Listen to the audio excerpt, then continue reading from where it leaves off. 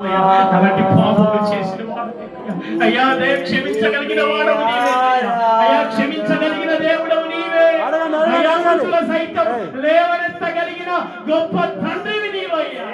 తండ్రి నీకు వందనాలయ్యా.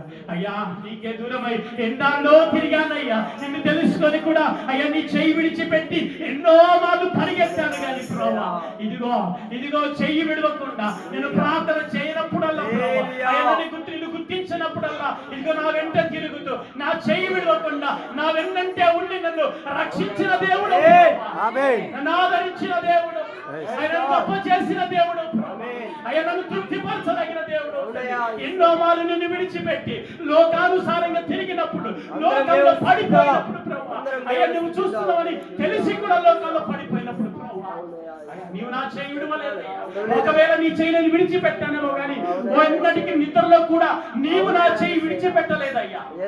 దేవా నీకు వందనాలయ్యా.